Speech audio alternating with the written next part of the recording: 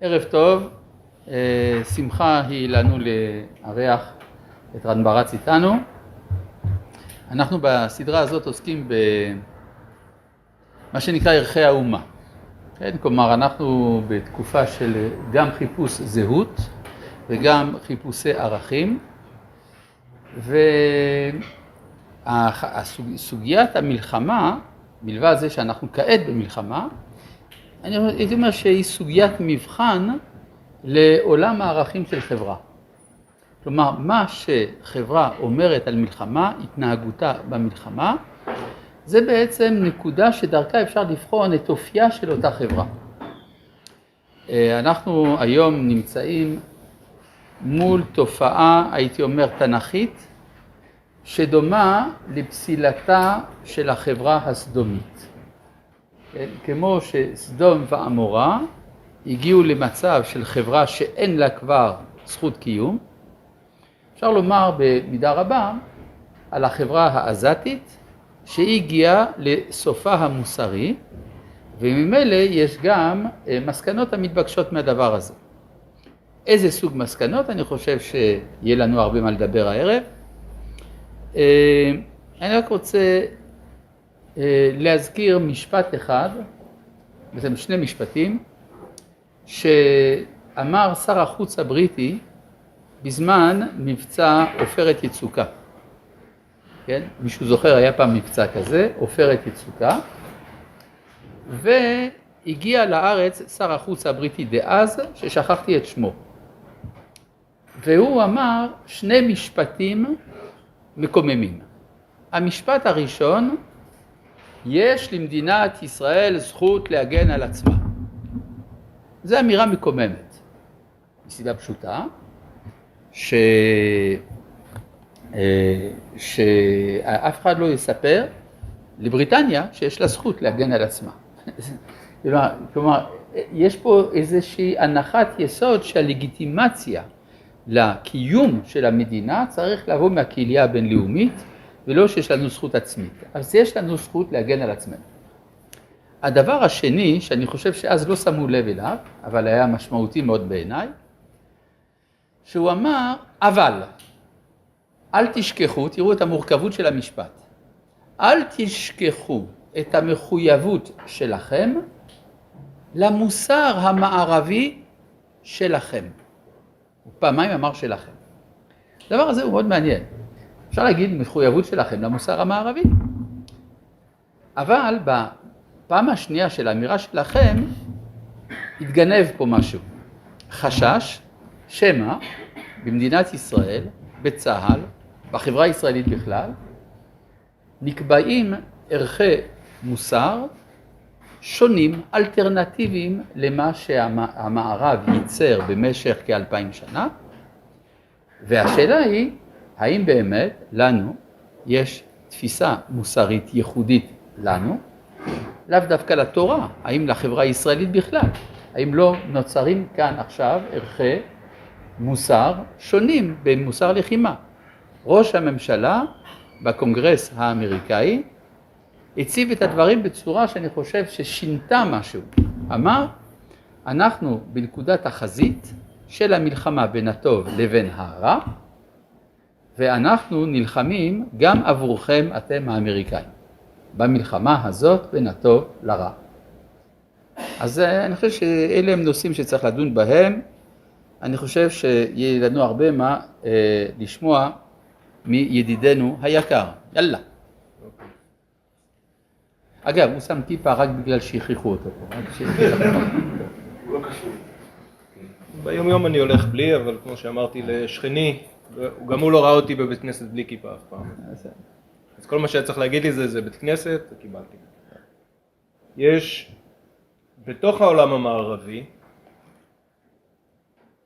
שאת המוסר הלכאורה המערבי אימצנו לתוך כל המערכות הביטחוניות שלנו היום, האמת היא שבתוך העולם המערבי יש הרבה מחלוקות, ויותר מזה בעולם המערבי ובתורות הלחימה של העולם המערבי היה לפחות פעם הרבה שכל.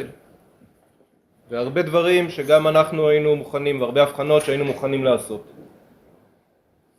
אבל לפני זה, אני רוצה להציג לכם, מה התאריך היום? 9/11, זה היום, יצא במקרה. וכשאני מדבר על מוסר במלחמה, אני תמיד משתמש ב-9/11 באיזשהו הקשר שאני מיד אגיד לכם, ויצא שגם זה המועד, אז בכלל... אני מצטט לכם נשיא לשעבר של ארצות הברית, ביל קלינטון. אחרי שהוא כבר היה נשיא, הוא טס לאוסטרליה, למלבורן, והוא אמר דבר כזה. אני מצטט. אוסמה בן לאדן הוא בחור מאוד חכם. ביליתי הרבה שעות במחשבות עליו. כמעט תפסתי אותו פעם אחת. והייתי יכול להרוג אותו. אבל לשם כך הייתי צריך להרוס עיירה בשם קנדהר באפגניסטן. ולהרוג 300 נשים וילדים חפים מפשע. ואז לא הייתי יותר טוב ממנו. אז פשוט לא עשיתי את זה. את הדבר הזה הוא אמר לא ב-9/11 אלא ב-9/10, 10 שעות לפני הפיגוע בתאומים ובפנטגון. 10 שעות לפני הפיגוע הוא עמד והסביר שאם הוא היה הורג את בן לאדן היו נהרגים 300 נשים וילדים באפגניסטן, ולכן הוא נמנע לעשות את זה. בפיגוע נהרגו בערך 3,000 אמריקאים, כמו שאתם יודעים, זה שינה את ההיסטוריה העולמית, 2 בנייני התאומים הוחרבו. עד היום אם אתם הולכים, האנדרטה של התאומים זה בעצם בור גדול באדמה. זה מה שנשאר משני בניינים שהיו... מה? מי אמרת משפט? קלינטון. אחרי שהוא היה נשיא. אחרי שהוא היה נשיא. כן.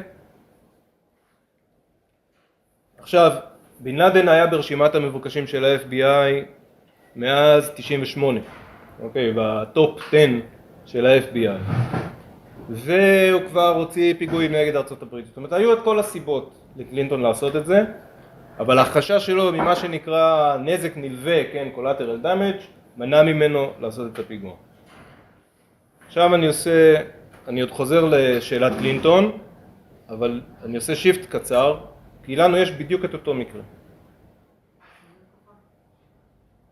ב-2006, על רקע איזה מלחמה שלנו, מלחמת לבנון השנייה, מה שאנחנו קוראים, בוגי יעלון, שהיה רמטכ"ל לשעבר ושר ביטחון לעתיד, כן, זה בתקופה שבין לבין, פרסם בוושינגטון פוסט מאמר שהוא קרא לו כללי המלחמה. והוא אומר שם הבחנה נכונה, בסוף כללי המלחמה עומדים על הבחנה בין לוחמים ולא לוחמים. אוקיי? זאת אומרת, מי שמעורב בלחימה ומי שלא, עוד דבר שצריך לחדד. והוא מאשים שם את ארגוני הטרור שהם לא עושים את ההבחנה הזאת, ולכן הם אשמים בכל מה שקורה להם. אבל בתוך זה, הוא אומר, ישראל, יותר מכל אחד אחר, סיכנה את חיי אזרחיה וחייליה כדי לדבוק בעיקרון הזה, כן, בהבחנה הזאת בין לוחמים ובין לא לוחמים, באופן שאין לו תקדים בהיסטוריה של האומות. אז זה לא מוסר מערבי, אנחנו מעבר למוסר המערבי, לפי מי שרמטכ"ל לשעבר ושר ביטחון לעתיד. וכדי להדגים את זה, הוא נותן דוגמה, אנחנו ב-2006, הוא חוזר, תאריך לא רחוק, ה-7/9 ב-2003, ואומר ככה, באותו זמן, כן, יש אינתיפאדה שנייה ומלחמה בלחימה בעזה וכו', צמרת חמאס, אני בטוח שרבים מכם מכירים את זה, מתכנסת בעזה לפגישה. ויש לנו גם מודיעין צבאי, גם שב"כ, וכולם יודעים שיש הזדמנות אסטרטגית, פגישה של הדרג המדיני של החמאס והדרג הצבאי של החמאס. שזה גם מראה לכם שההבחנה הזאת היא הבחנה כמובן לא מציאותית, אבל הם נפגשים וזה אירוע מיוחד, אירוע כמעט סינגולרי, שכל הצמרת הצבאית והמדינית נפגשת. ומחליטים להשתמש בהזדמנות הזאת כדי לסכל את האירוע הזה. והנה מה שיעלון כותב במאמר, 3 שנים לאחר מכן. ידענו שפצצה של טון תהרוס את הבניין בין 3 הקומות ותהרוג את הנהגת חמאס. גם צבאית, גם מדינית. הנייה ודף ועוד, כן, אני אתן עוד שמות עוד מעט. אבל גם ידענו שפצצה כזאת תסכן כ-40 משפחות שחיו בסמיכות. החלטנו להשתמש בפצצה קטנה יותר שתהרוס רק את הקומה העליונה של הבניין. כפי שהסתבר, מנהיגי חמאס נפגשו בקומת הקרקע. הם שרדו והמשיכו בטרור. כן? זה היה ויכוח בין המודיעין של השב"כ ושל צה"ל. במקרה הזה כנראה שצה"ל צדק, אם אני זוכר נכון, מבחינת המיקום. אבל כל ההנהגת חמאס המדינית והצבאית, אנשים שעד היום השמות האלה מלווים אותנו, ברחה, ומה שיש היום ברצועת עזה זו תוצאה של הכישלון ההוא. דרך אגב, יעלון, ככה הדליפו אז, בכלל לא רצה להתקיף. הוא אמר, ההזדמנות קורצת, אני מצטט, אבל מוטב להתאפק ולא להתפתות, תהיה הזדמנות אחרת. לא הייתה. לא הייתה הזדמנות אחרת. והפשרה שהשיגו מולו, שהוא לא רצה בכלל להתקיף, זה להשתמש בפצצה קטנה. עכשיו, דרך אגב, עוד הערה, ואני מתכנס לסיכום של זה. ברקע של, אני חושב, זה פרשנות שלי, ברקע של ההתנגדות של יעלון בכלל להתקיף, היה החיסול של סלאח שחאדה, אם אתם זוכרים, שזה היה שנה לפני כן, ובחיסול הזה נהרגו 14 אזרחים, כולל 11 ילדים, והייתה ביקורת עצומה, זה הפך לאירוע תקשורתי, והפגנות ועצומות של טייסים נגד בוגי וכו', וזה כנראה גרם לו לחשוש להמשיך בסיכולים ממוקדים, אבל זה ממש דומה למקרה קלינטון. במובן הזה קלינטון לא עשה כלום, בוגי השתמש בפצצה לא אפקטיבית, הכל כדי למנוע את המוות של בלתי מעורבים, אבל בסוף כמות הבלתי מעורבים שנהרגו בצד האמריקאי ובצד שלנו היא לאין שיעור, בכלל אין מה להשוות, וכל מי שמנסה לעשות פה משוואה מוסרית נופל בצד שצריך היה לסכל. אבל, וזה, אני מסכם את הדיון הזה, אני אגיד לכם למה זה דיון שמאוד קשה לאנשים לעשות. בואו נעשה היסטוריית אילו. בואו נניח שקלינטון היה מפציץ את בן לאדן, ולא היה מצליח להרוג אותו, אבל כן היה הורג 300 חפים מפשע. ברור לחלוטין, קודם כל, יכול להיות שהיה קורה הפיגוע בתאומים ובפנטגון, ואז מה היו אומרים? שזה בגלל זה. אבל בלי שום קשר, ברור לחלוטין שכל מה שהיה קורה אחר כך, במערב, בטח בשמאל המערבי, היו מאשימים את קלינטון שהוא הסיבה לזה שבן לאדן הפך להיות טרוריסט, למרות שהוא כבר היה, כמו שאמרתי, ב-most wanted list והכל, ברור שאם הוא היה מפציץ ונכשל והיו מתים אפגנים חפים מפשע, היו מאשימים את קלינטון בכל מה שקורה אחר כך. זה היה הופך לאירוע שבו הוא בעצם הרע בסיפור. ומה היה קורה אם הוא היה מצליח? והיה הורג את בן לאדן ועוד 300 חפים מפשע, אני לוקח את הערכה שלו, אני מניח שהוא לא זרק 300 סתם, זה מה שאמרו לו בתור הערכה אנשי הביטחון. מה שהיה קורה אז, זה שלא היה תאומים ופנטגון, ולא הייתה לו את ההצדקה שיש לנו, שאנחנו מסתכלים ברטרוספקט, ואנחנו אומרים, ברור שאחרי תאומים ופנטגון היית צריך להרוג את האיש הזה, אבל אם הוא היה הורג אותו לפני, אז תמיד, אז גם קלינטון היה עומד בפני ביקורת מוסרית, זה היה מוגזם. כן, הוא מבוקש בכיר, אבל 300 נשים וילדים זה מחיר מטורף. ולכן הוא היה מונע אסון, אבל לא היינו יודעים את זה. וההצדקה המוסרית שיש לנו לא הייתה משמשת אותו להגנה, ולכן הם נמנעים. עכשיו, כדי להתמודד עם הדבר הזה, כי זאת בעיית הצדקה, כן? אתה מפעיל כוח מאוד משמעותי, יש נזק נלווה מאוד גדול, ואתה צריך הצדקה לדבר הזה, אתה צריך הצדקה מוסרית. אז מנסים לעשות כל מיני הבחנות, ומשפטנים ואנשים שעוסקים בביטחון, כמו סכנה ברורה ומיידית, מתי אפשר לסכל, זאת סכנה ברורה ומיידית.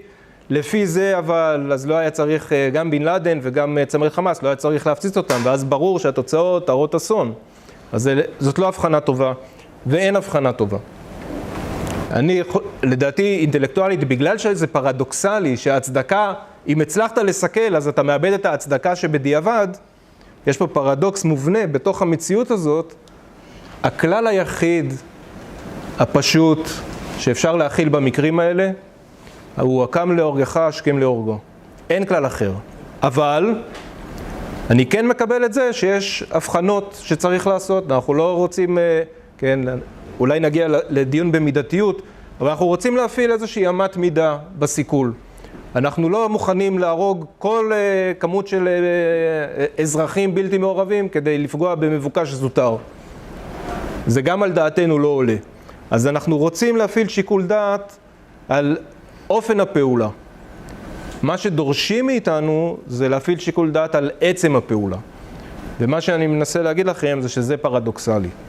ומה שההיסטוריה מראה זה שלאם מישהו יש כוונות זדון, ואנחנו יודעים שתהיה לו בדרך בעתיד לממש את הכוונות זדון האלה, אנחנו מוצדקים בלסכל אותו. אנחנו כן, אני חושב, חובתנו לעשות את זה באמצעים שהם לא מופרזים ביחס לגודל הסכנה שאנחנו מזהים. אבל בוודאי שמה שקרה היום, זה שאנחנו הפסקנו, גם אנחנו וגם שאר מדינות המערב, הפסקנו להתייחס לסוג כזה של סכנה, שהיא בלתי מוחשית, של הקם להורגך בעתיד. הפסקנו להתייחס לזה ברצינות, ואנחנו משלמים על זה מחירים עצומים, גם בעילות היציאה למלחמה, וגם במלחמה עצמה. ואז היא דוגמה מצוינת, ואנחנו יכולים להרחיב על זה. אני מסיים בזה, אם יהיה לי עוד 10 דקות בהמשך, אני אדבר על מידתיות ומה שקרה למידתיות, כי מידתיות הייתה כלל מאוד הגיוני, ומשנות ה-70 בערך היא הפכה להיות פשוט בדיחה. בדיחה שאף אחד לא משתמש בה, אבל משפטנים מפעילים אותה בעיקר נגדנו. אוקיי, אז עד פה. טוב. תורך, אני מעביר לך. בשלב הזה. כן. טוב, יש נקודה שאני חושב שצריך להעלות אותה כשאנחנו מדברים על מלחמה. האם המלחמה שאני יוצא אליה היא מוצדקת או לא? ואני חושב שזאת השאלה הבסיסית שעומדת מאחורי כל ההתלבטויות ששמענו עליהן. אם היא מוצדקת, אז כל הנדרש על מנת לנצח צריך להיעשות. אם היא לא מוצדקת, אז אין שום הצדקה לשום דבר. גם לא לסיכון חייליך, גם לא לסיכון האויב, שאתה מזהה אותו כאויב. אם זה מוצדק, אתה יוצא למלחמה כדי לנצח. עכשיו, מה עושים כדי לנצח? אתה הורג. זה דבר אגרסיבי מאוד. את מי אתה הורג? עכשיו, אם אני אומר, אני לא הורג חפים מפשע, מה מונח באופן משתמע מהאמירה הזאת? שאלה שאני הורג הם פושעים. זאת אומרת שעשית את עצמך בית משפט, ואולי אפילו אלוה. כי אתה קובע פלוני רשע, ופלוני אינו רשע, אפילו צדיק. אבל כאשר אתה יוצא למלחמה, אתה לא יוצא למלחמה בגלל שהשני פושע. אתה יוצא למלחמה כי הוא אויב, כי הוא מסכן אותך, או כל מיני דברים שמצדיקים את היציאה שלך למלחמה. ולכן, אם יש משהו שגורם לאויב להפסיד, זה הדבר שצריך לעשות. במקרה של העולם המוסלמי, אנחנו לא מספיק חושבים במונחים מוסלמיים, אובדן שטח, שליטה שלנו על שטח שלו, זה הכישלון, זה הכניעה. אז זה מה שצריך לעשות. אבל יש גם יותר מזה. יש לפעמים מעשים אכזריים שנעשים. כן, למשל, אם נסתכל בתנ"ך, התנ"ך, המלחמות שלו די אכזריות. אבל גם שם יש הבחנה, מלחמת מצווה, איזה סוגי אויב וכדומה. הייתי רוצה בהקשר הזה לקרוא לכם כמה שורות קצרות של הרב קוק על הנושא הזה.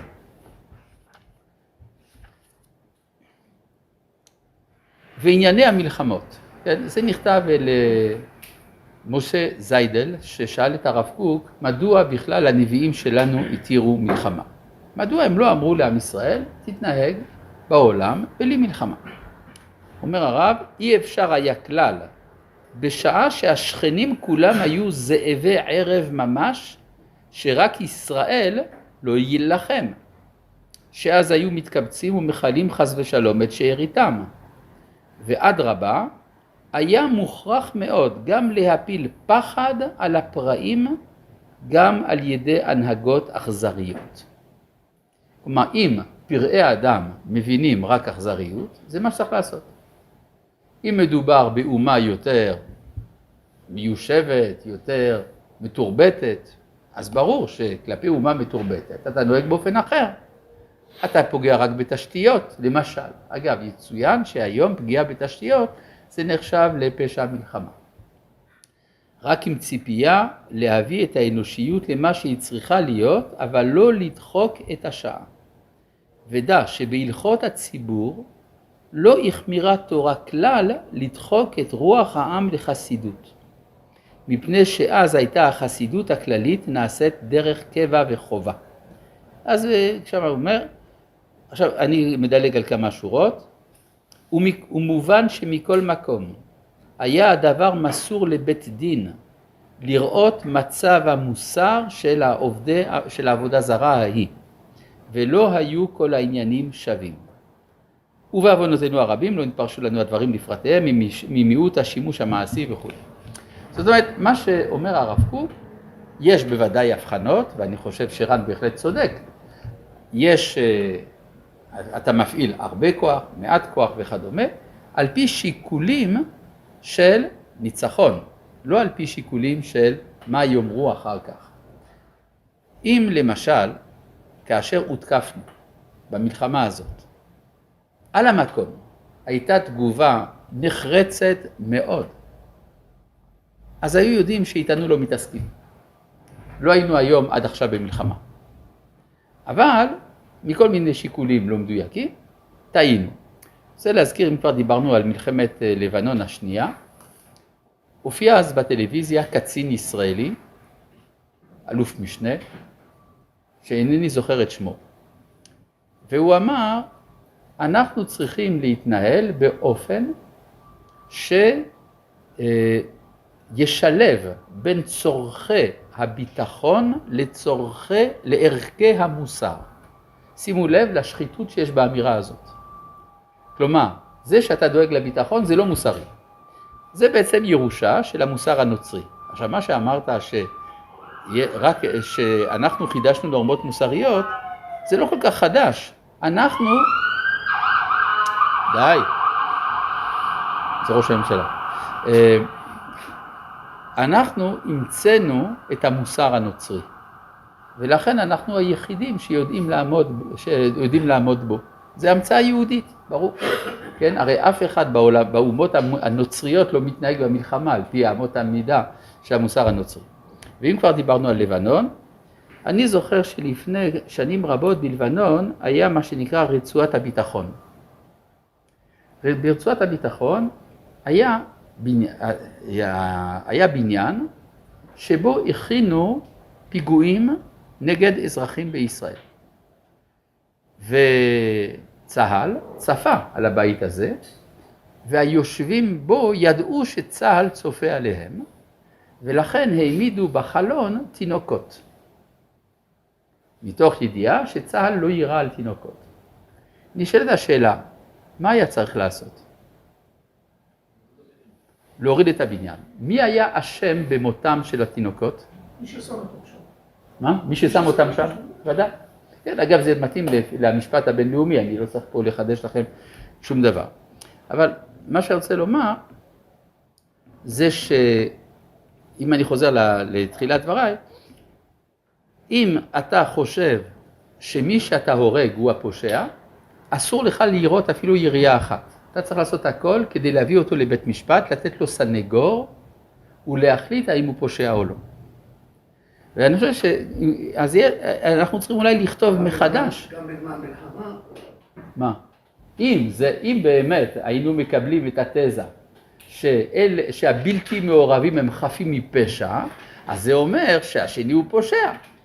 אז אם אתה באמת חושב ככה, אתה צריך להעמיד אותו למשפט, והרי ודאי שלא עושים דבר כזה. כן, כלומר, במלחמה, כאשר אתה פוגע במישהו, זה לא בגלל שהוא רשע, אלא בגלל שהוא האויב. עכשיו, זה בעצם דורש, ואני חושב שדיונים כאלה בהחלט תורמים לזה, שצריך לנסח מחדש קוד אתי חדש, לא רק, כלומר, קוד אתי של המלחמה. אני חושב שיש לנו הרבה עבודה שנלמדת על בשרנו במאורעות האלה, ויש לי עוד הרבה מה לומר, אבל בכבוד. תנסה. יש לי שתי שאלות. למי? אליי, בסדר. מה פירוש, למה הרב מתכוון שמה שהיה צריך לתת תגובה יותר מוחצת בצורה צודקת? ואם כן, אז איך היינו מתמודדים עם זה, כשאנחנו לא נתנו תגובה מוחצת מספיק, כמו עכשיו, יש את העניין הזה של בית הדין הבינלאומי בהאג, אמברגו נשק מבריטניה. אז מה שאתה אומר, זה כן. לא, אתה אומר שהשכבה המנהיגותית במדינת ישראל, גם הפוליטית וגם הצבאית, רוצה להמשיך להתקבל יפה בטרקלינים באירופה. זה מה שאתה אומר. כי אם באמת היו מגנים אותנו, כל הקהילה הבינלאומית, ומוציאים צווי מעצר בעצם על כל מי שישתתף בדבר הזה, אז לא היינו יכולים לצאת מן הארץ.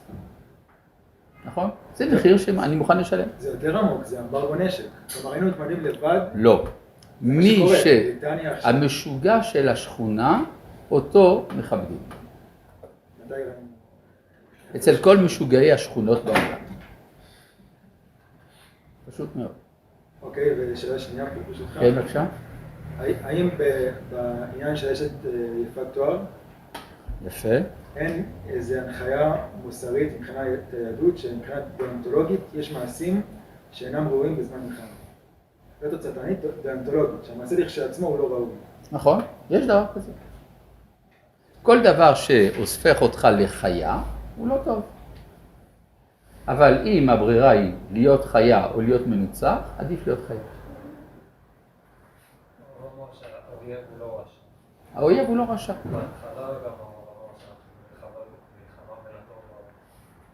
נכון. אנחנו במלחמה בין הטוב לרע במובן הקולקטיבי, אנחנו לא שופטים את הפרט כרשע. נו, בכבוד. טוב. זה בסדר מבחינתך? כן, כן. בסדר. אז אני אתן לכם קצת השוואות. אני חוזר ל-93, לסומליה.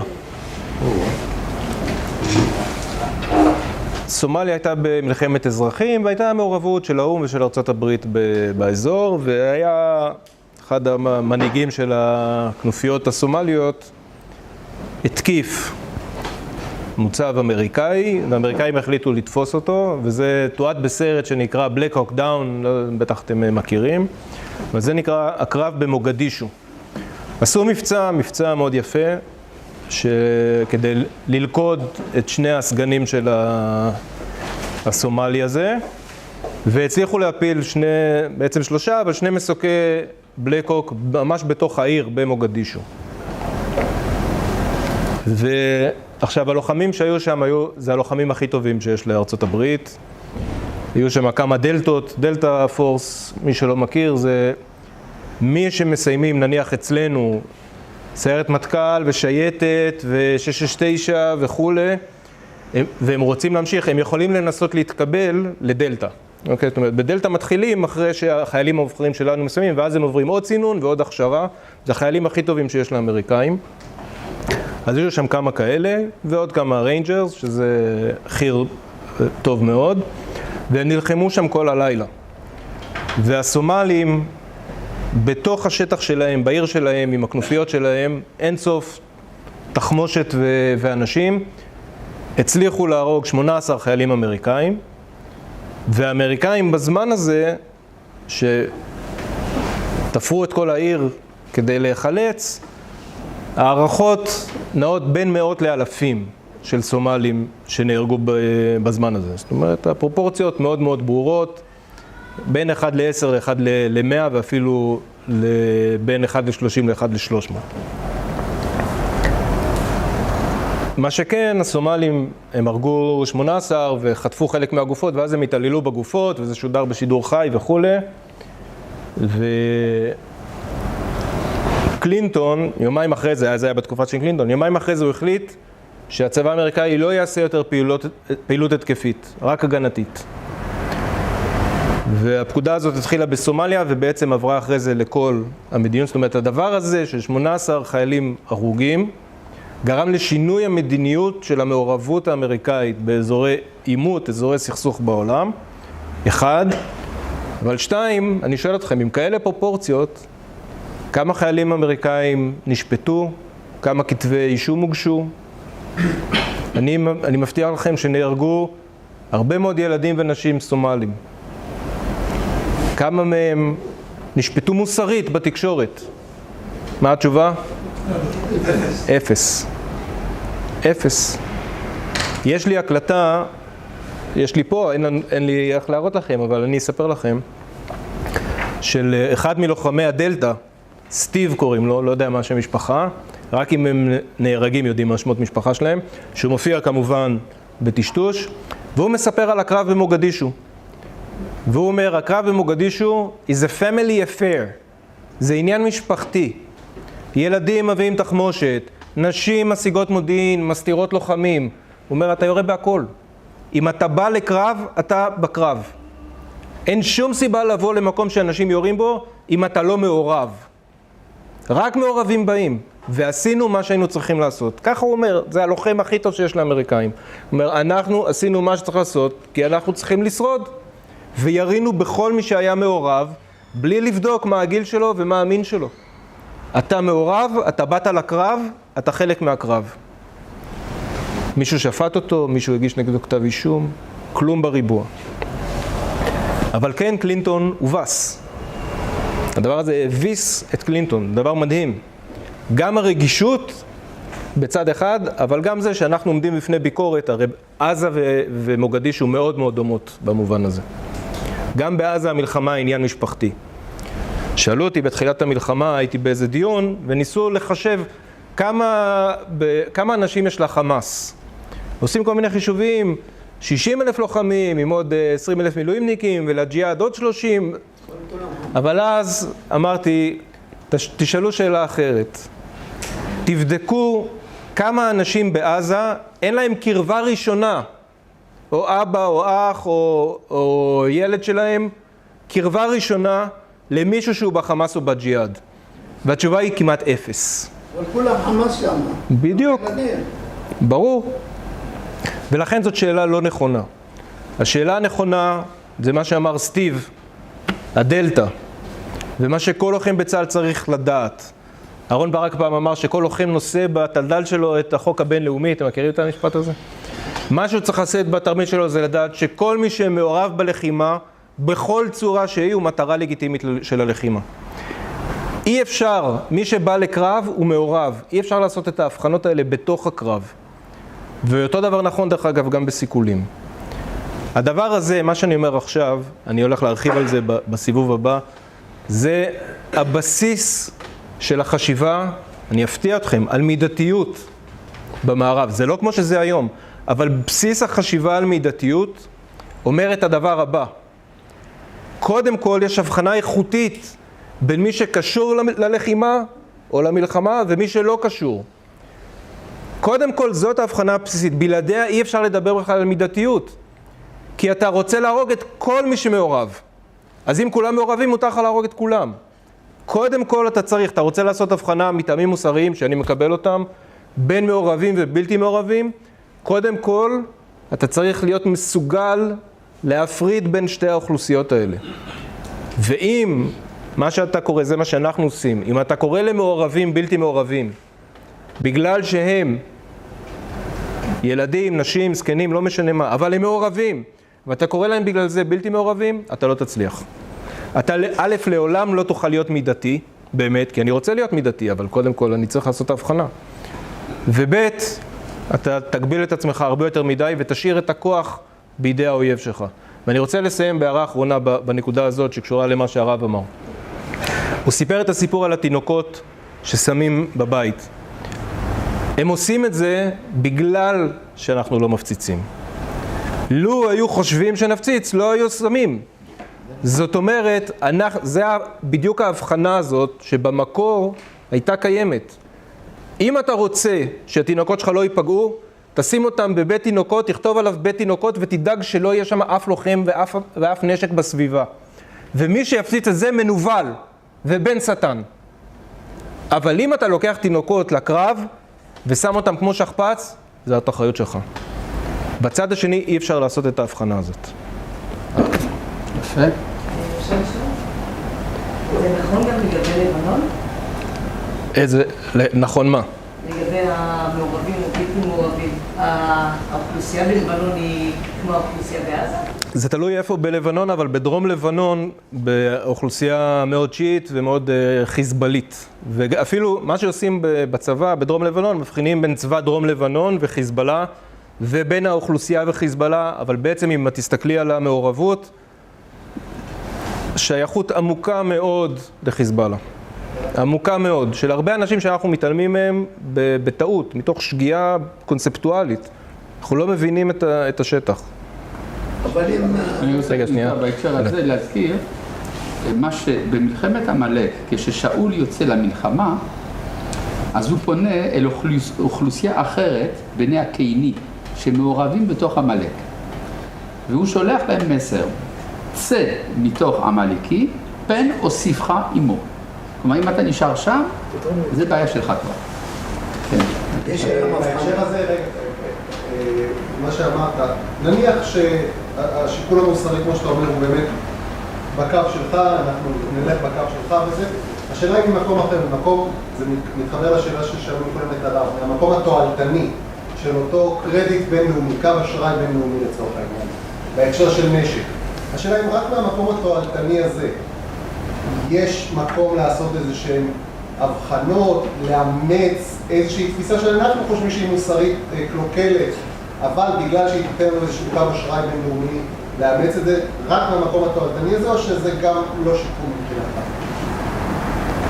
אני אגיד לך, יש מכון שנקרא ווטסון באוניברסיטת בראון, שאוניברסיטה סופר שמאלנית, בסדר, והם עושים, יש להם מכון שבודק פרופורשנליטי, מידתיות. באפגניסטן נהרגו בערך 6,000 אמריקאים, 52,000 לוחמים אפגנים ו-46,000 אזרחים. אוקיי? זאת אומרת בערך 100,000. בעיראק 8,000 אמריקאים נהרגו, 40,000 לוחמים, 200,000 אזרחים, וזה מספרים באמת קטנים יחסית, כי אם אתה מחשיב את התוצאות של המלחמה אחר כך, כי הרעב ומחלות, מתו עוד הרבה מאוד, אז מבחינת העיראקים לא מתו 200,000, מתו מיליון, אוקיי? בסוריה, אתם זוכרים שהאמריקאים נלחמו בסוריה? אף אחד לא יעשה אמברגו על ארצות הברית. לא, בסדר. 19 אמריקאים, 67,000 לוחמים סורים, ועוד 140,000 אזרחים. ובתימן נהרגו 2 אמריקאים ו100,000 לוחמים תימנים. עכשיו, מה שאתה שואל, אתה אומר את הדבר הבא. האם כדאי שנקבל על עצמנו כללים שלא מאפשרים לנו להילחם, כדי לקבל את הגיבוי והסיוע לזה שאנחנו לא יכולים להילחם? לא בדיוק, אבל... כי אני אומר לך, ואני יכול להראות לך, אין שום מדינה... כן, אבל אני אומר, אבל החשבון התועלתני הוא לא נכון, בגלל שההגבלות שאנחנו נדרשים למלא לא מאפשרות לנו את התוצאה שאנחנו רוצים להשיג. עכשיו, תועלתנות זה להשיג את התוצאה. ולכן, אני לא אומר שאנחנו לא צריכים לפלס איזה דרך. ואני לא אומר שאנחנו צריכים להתעלם. אבל אני כן אומר שהמגבלות שנדרשות מישראל הן אף אומה שנלחמה. אני מדבר איתך על המלחמות של ארצות הברית, אני לא מביא אותם סתם, זה מלחמות מעבר לים. אין בהן שום היבט קיומי. זה היבט שהוא אינטרס אמריקאי מובהק מעבר לגיאוגרפיה שאנחנו בכלל יכולים לעלות לנו יש איום פה. דורסים אותנו פה. הם יוצאים במרחק נסיעת רכב קצרה מאיפה שאנחנו גרים. זה לא איום כמו שהאמריקאים מתמודדים איתו, ואנחנו נדרשים להתייחס לזה כאילו זה מלחמה בתימן של הצבא האמריקאי, שגם שם הוא עושה הרבה יותר... אנחנו לא יכולים לקבל על עצמנו את הדין הזה, אנחנו כן צריכים לשאת ולתת אל המקסימום. אבל ברור, אני אומר, הסיבה שמגבילים אותנו היא כדי שלא נילחם. זה לא שאומרים לנו, בואו ניתן לכם לנצח בדרך שלנו. אומרים לנו, אתם לא רק שלא תנצחו, אתם לא תילחמו. והדבר הזה זה גזר דין מוות. זה גזר דין מוות למדינת ישראל. אנחנו לא יכולים. אם צריך, אם צריך, אני אקנה את הנשק מסין. כי אני קודם כל נאבק על הקיום שלי. וכל מה שאני אומר, לצדקתנו המערבית, אנחנו יכולים להביא את כל אומות המערב שאי פעם נלחמו מלחמה. אין אף אומה שנלחמה מלחמה כמו שאנחנו נלחמים.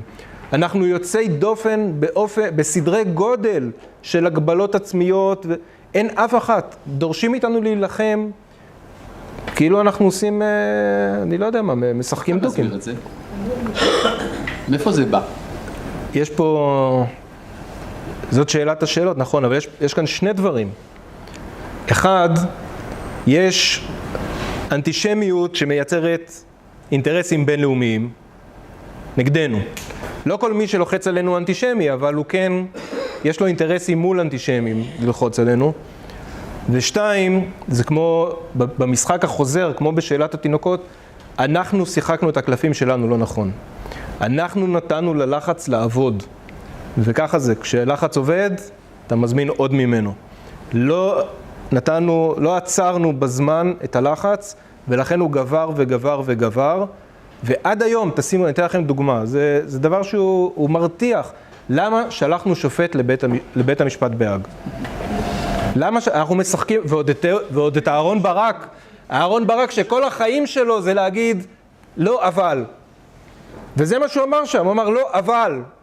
וכשהוא אמר אבל הוא נתן להם לגיטימציה. וזה היה התפקיד שלו, להגיד לא אבל. למה שלחנו אותו? למה אנחנו משתפים פעולה עם הטריבונלים האלה שאנחנו לא מכירים בהם באמת, אנחנו לא יכולים להכיר בהם באמת.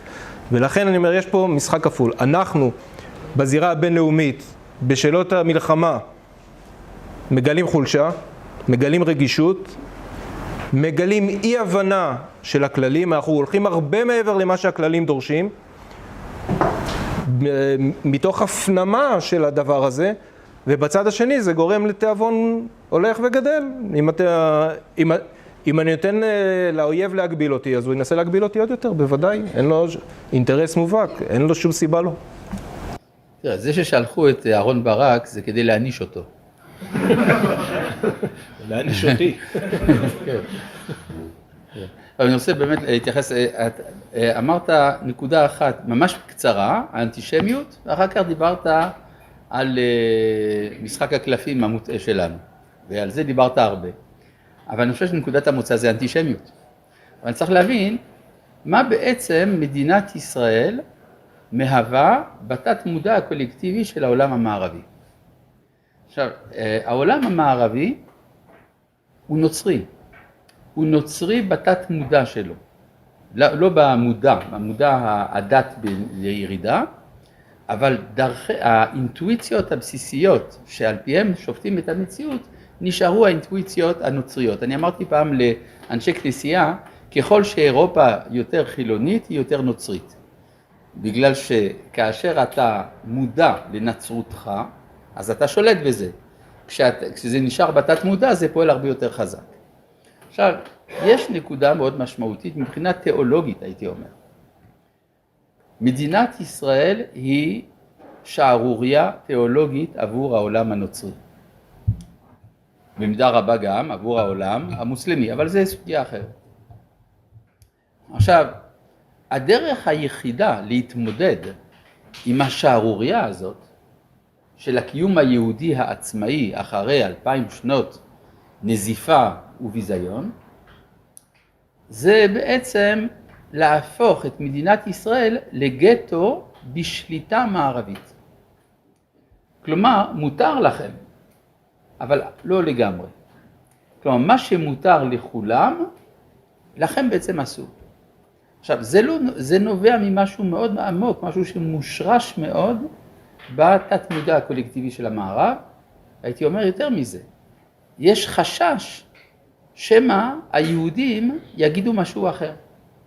כן, הרי אולי אני אגיד את זה ככה, במשך 2000 שנה היהודים ישבו באירופה, בגטאות. הגויים ניהלו את העולם, והיהודים הייתה להם ביקורת על הגויים. הביקורת הייתה, אתם רעים.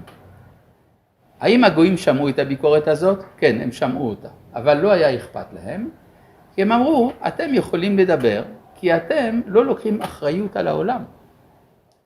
אבל ברגע שתהיה לכם מדינה, אתם תהיו רעים כמונו. עכשיו, אחרי 2000 שנה, קמה מדינה של היהודים, והדבר הזה מעורר חשש, חרדה, של קטרוג על כל מה שהיה במשך 2000 שנה. כי אם מדינת ישראל תהיה מדינה מוסרית, זה מהווה קטרוג רטרואקטיבי, האשמה רטרואקטיבית על כל מה שנעשה באירופה הנוצרית. ולכן, המדיה העולמי וגם המערכת העולמית בכלל עסוקה יומם ולילה באופן אובססיבי בדבר אחד, להוכיח שמדינת ישראל היא מדינה רשעה. בעוד שאנחנו המדינה הצדיקה ביותר בעולם, מהרבה בחינות אפשר להוכיח את זה. במידה מסוימת כן, אפשר להיות צדיק טיפש. זאת אומרת, אנחנו גם מאמינים במה שאומרים עלינו. תראה, אם אני כל הזמן אומר עליך שאתה רע, בסוף אתה תאמין לי. כן? אז זאת אומרת, טירוף הקלפים הוא לא דבר מקרי, זה לא איזה טעות באסטרטגיה. זה בעצם הפנמה של האנטישמיות, כי של האנטישמיות הזאת יש בסיס מאוד מושרש בכל היסודות של התרבות המערבית. אז אם אני צודק, זה מייאש מאוד. אלא אם כן, נהיה מודעים לכך שזה המציאות, ואז נוכל גם להסיק מזה את המסקנות, גם הזהותיות וגם האופרטיביות. זה מה שנראה לי, פשוט אני רציתי להרחיב את הנקודה הראשונה שהעלית, שאני חושב שהיא משמעותית, ואנחנו לא תמיד מודעים לזה. אגב, זה בעצם כל הטענה המופרכת שאנחנו שומעים מדי פעם, אל תהפוך את זה לסכסוך דתי. מה הסיבה האמיתית שלא רוצים שזה יהפוך לסכסוך דתי? כי אם זה סכסוך דתי, אז אולי גם אני צריך להיות דתי. זאת הבעיה. אני רוצה אבל להרחיב טיפה בעניין המערב. כן. יש פה נקודה שהיא קצת מורכבת. קודם כל, לגבי האסלאם, ברור, אין בינינו, אני חושב, שום מחלוקת. במערב, המערב בשפל, הוא בשפל עמוק, בלי קשר אלינו, הוא בשפל עמוק, ואני אומר לכם שאנשים ששונאים אותנו במערב, קודם כל, יש מתאם בין היותם אתאיסטים לבין היותם אנטישמים. זאת אומרת, דווקא הנוצרים היום בארצות הברית פחות אנטישמים מאשר הלא נוצרים. וחלק מהם אפילו פילושמים, שזה דבר שמאז הציונות אנחנו גם מכירים את התופעה הזאת של נוצרים שהם נלהבים בתמיכה בציונות, כמובן מיעוט, אבל יש גם כאלה. ובארצות הברית יש המון נוצרים שהם אוהבי ישראל. אבל אתם תגלו שאותם אתאיסטים, אנטישמים, הם שונאים לא רק את ישראל, הם שונאים גם את המערב. זאת אומרת, המערב, יש דקדנס, כמו שניטשה קרא, יש איזושהי שקיעה של המערב שגורמת לשנאה עצמית. עכשיו, במידה מסוימת יכול להיות שזה כן מתקשר, הם שונאים את המערב בין השאר על מה שגם אנחנו, הוא סוג של אידיאל בשבילו. תחשבו, אנחנו אידיאל של אומה שמשלבת את כל הדברים הטובים. אני אומר את זה בשיא הרצינות. ישראל היא המדינה היחידה שיש לה משטר וכלכלה מערביים משגשגים, אבל ילודה של בערך 3 ילדים לאישה, שאין שום מדינה כזאת בעולם. הצלחנו לשלב את הערכים המסורתיים, הדתיים, המשפחתיים, הלאומיים שלנו, עם העולם המודרני. אין עוד מדינה שצריכה לעשות את זה. אנחנו האיום במובן הזה, אנחנו האיום הכי גדול על הפרוגרסיביים והנאורים. כל מה שהם רוצים להרוס בטענה שהוא רע, אנחנו מציגים שעובד הכי טוב שאפשר. אומה משגשגת, שיודעת שיש לה גם טלפון, מייצרת את הצ'יפים של הטלפונים הסלולריים הכי מתקדמים, ואוהבת משפחה, אוהבת מסורת, אוהבת חגים, אוהבת את הדת שלה, אוהבת את בני העם שלה. כל הדברים האלה, אנחנו האידיאל השלילי מבחינתם. עכשיו תראו את האבסורד, בתוך השקיעה הזאת, עם מי הם מגיעים להזדהות הכי גדולה? עם האסלאם. ולא סתם עם האסלאם הרדיקלי, עם החמאס, עם החיזבאללה, עם איראן, עם הכי משוגעים, עם המוסלמים הכי קיצוניים שהם יכולים למצוא, איתם הם מזדהים מרוב שהם התרוקנו לחלוטין מכל ערך. ולכן, בגלל שהם שונאים את המערב, הם מגיעים גם לשנאה שלנו, כי אנחנו מראים לעולם שאפשר לקחת גם את הקדמה וגם את המסורת, ולעשות איתם משהו טוב. כשאנחנו לא רבים בתוכנו כל כך הרבה, אנחנו עושים את זה ממש לא רע. היו לנו 20 שנה שכל המדינות הסתכלו עלינו בקנאה, באמת בקנאה. באירופה, עכשיו עברתי מארצות הברית לאירופה, זה סיפור עוד יותר מורכב, בגלל שהם נכשלו והפסיקו להביא ילדים לעולם. הם הבינו שהם לקראת קריסה דמוגרפית, ואז מה הם עשו? פתחו את השערים. למי הם פתחו את השערים? לעולם השלישי, בחלק גדול ממנו המוסלמי, ששטף את אירופה ושינה אותה לבלי הכר. החברים אירופאים שלי, שהם בערך בני גילי, הם בפאניקה. הם רואים את הסוף. יש בהרצאות שלי, אני מראה, יש דבר שנקרא, נקודה אחרונה, פירמידת אוכלוסייה. זה לוקחים כל 5 שנים וסופרים את מספר הילדים. בישראל זה נראה כמו פירמידה, כי כל דור יש יותר ילדים. וכל מי שקצת מבין בכלכלה יודע שאתה חייב איזושהי פירמידה, כן? אתה חייב שהדור הבא יהיה קצת יותר גדול, אחרת מה שקורה לאט לאט, הזקנים מתחילים לפרנס את הצעירים, ומתישהו זה נגמר הסיפור. תודה לחרדים.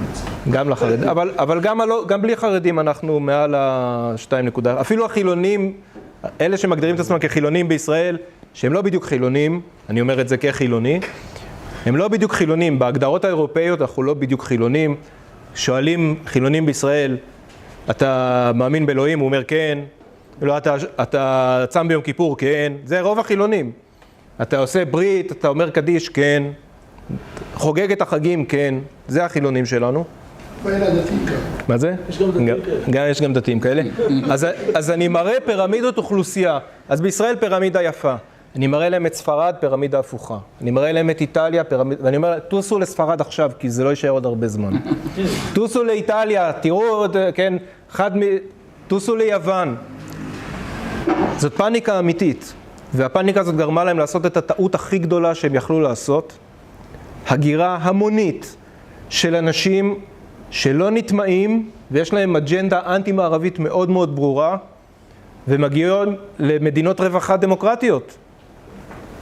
בלי לעבוד יש להם חיים מצוינים. אבל הם אומרים בעצמם שאנחנו נשתלט על אירופה. הם אומרים את זה. כן, כן, גם אומרים, לא מסתירים. ולכן בסוף, מה שאני בא להגיד, התקווה שלי מאירופה זה מהשמרנים האלה שעדיין דתיים ועדיין מערביים, שמבינים אותנו ומזדהים איתנו יותר טוב, כי הם גם מבינים את הסכנה של האסלאם. וכמובן יש, במי שמסתכל עליהם, הם לא אומרים המסורת הנוצרית, הם אומרים the Judeo-Christian tradition. הם חיברו, הם עשו איזושהי סינתזה, רובם, בתוך התפיסות הדתיות שלהם, אנחנו מסורת אחת מול העולם המוסלמי, מול שאר העולם. והדבר האחרון זה שעדיין אנחנו צריכים את אירופה וארצות הברית כמעצמות עולמיות, כי אחרת אני אומר לכם, זה מה שמחזיק היום את העולם מול הציר החדש, הסיני, רוסי, איראני, ועוד כמה מדינות שמתחילות לפזול לשם, כמו ברזיל, שהיא מעצמה כלכלית לא קטנה וכו'. מה שמחזיק את זה זה שעדיין יש עולם הערבי, ואנחנו צריכים במידה רבה להציל גם אותם מעצמם. אגב, סתם כהערה פסיכואנליטית, כן, האסלאם מופיע בתת מודע כגברי. כשיש חולשה נקבית בעולם המערבי, אז יש קסם דווקא של הקיצוני. הקיצוני הוא לפחות גיבור, הוא מוכן למות בשביל משהו. כן, רציתי לשאול מקודם את הרב, למעשה מה שהרב הציג זה פחד קיומי של התרבות המערבית, בגלל האיום יהודי נקרא לזה עליהם, ומצד שני יש את הפחד הקיומי שלנו, שהוא באמת קיומי בפיזי. אז שני פחדים שכביכול הולכים זה נגד זה.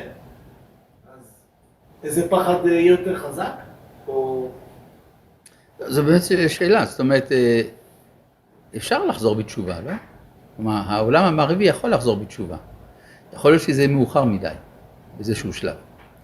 אבל אני חושב שיש גם הבחנה מאוד בסיסית בין העולם האירופאי לאמריקאי. כן? העולם האירופאי הוא נוצרי פונדמנטליסטי ביסוד. העולם האמריקאי הוא פרוטסטנטי ליברלי, ולכן התפיסה שלו, את המציאות, אני חושב שהיא שונה, אי אפשר להשוות ביניהם. כן, זה אומר שאין פלא שאנשים, כלומר האוונגליסטים, שהם באמת ציבור מאוד משמעותי בארצות הברית, הם בדרך כלל פרו-ישראלים, משום שאין להם כל העכבות של האנטישמיות המושרשת בנצרות האירופאית. כלומר, אפשר לומר, האנטישמיות היא היסוד של אירופה. ארצות הברית הוקמה על ידי אנשים שברחו מהדוגמטיות הנוצרית. הם היו בעצמם נוצרים, אבל הם ברחו מן האינקוויזיציה, מן הדוגמטיות, מן הרדיפה של מי שחושב קצת אחרת. וזה בעצם מסביר את ההבדל בין שני העולמות.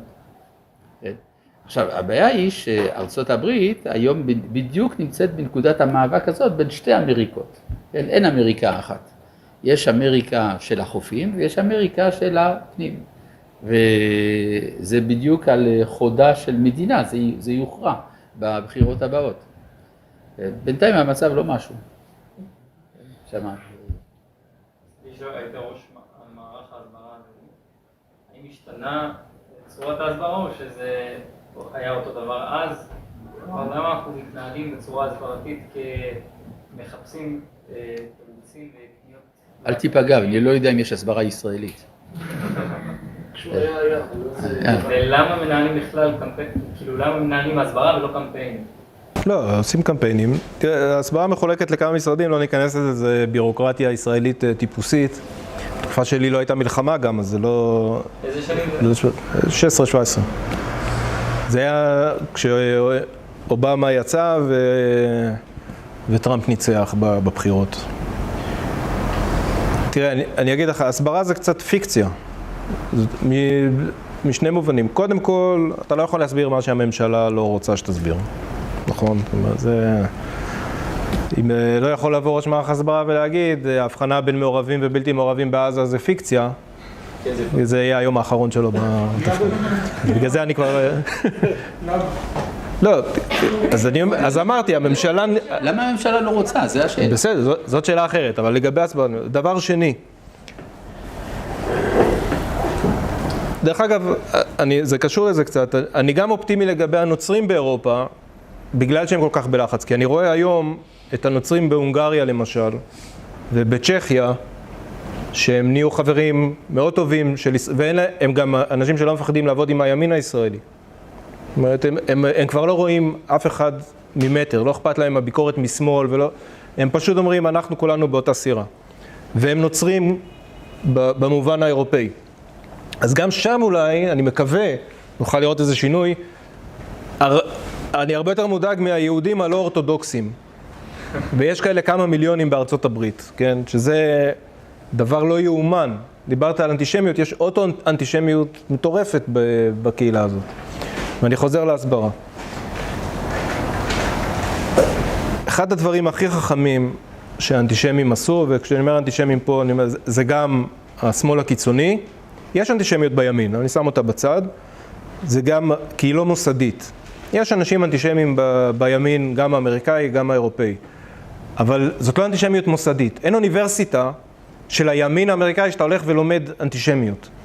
זה קורה בכל אוניברסיטה במערב שנשלטת על ידי הנאורות, הווק או הפרוגרסיביים. לומדים אנטישמיות בצורה ממוסדת. לומדים לשנוא את ישראל, שזה כסות לשנאת יהודים, אלא אם כן הם יהודים כמובן שונאים לא פחות מהם יהודים אחרים. וזה קרה בגלל שהמוסלמים הבינו שהחינוך הוא לא מתחיל בגן, הוא מתחיל באוניברסיטה. הוא מתחיל באוניברסיטה. כי האוניברסיטה מוציאה אחרי זה את המורים, והמורים מוציאים אחרי זה את הגננות. אז זה ייקח 40 שנה, וזה לקח 40 שנה, אבל זה הגיע לגן. הם פשוט השתלטו על ההשכלה של אנשים. אתה שואל אנשים מה זה ישראל, והם עונים לך את התשובה של האסלאם. כי ככה הם למדו. הם אנשים משכילים, הם לא בורים. זה מה שלימדו אותם. זאת הייתה הצלחה פנומנלית של האסלאם. הוא קנה כמה חוגים, הוא קנה כמה ארגונים אקדמיים כאלה, של Middle East Studies, הכניס לשם הרבה כסף, השתלט על כל הכתבי עת בעקיפין, במימון מאחורי הקלעים, והיום אתה לא יכול להכניס לשם סיכה ציונית. בתוך שדה שיש בו אלפי חוקרים, עשרות כתבי עת, מתפרסמים מאות ספרים בשנה, אם אתה אומר אמירה ציונית, אתה בחוץ. ולכן כל מי שרוצה לדעת משהו על ישראל, זה הצינור שיש לו, כשהוא פותח את הברז לדעת משהו על ישראל, זה הברז שהוא פותח. וזאת הצלחה פנומנלית, ואני אומר, זאת לא התמודדות ברמה של הסברה.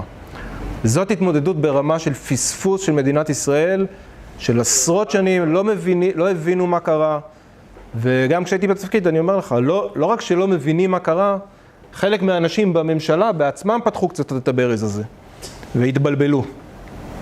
אוקיי? ומתחילים לספר לך דברים על ישראל שלא, באמת, מה הקשר בינם לבין המציאות, אבל מה אתה מתפלא? באוניברסיטה העברית יש לך מסטרנטית שקיבלה עבודת MA, והיא הסבירה שחיילים ישראלים לא אונסים פלסטיניות כי הם גזענים.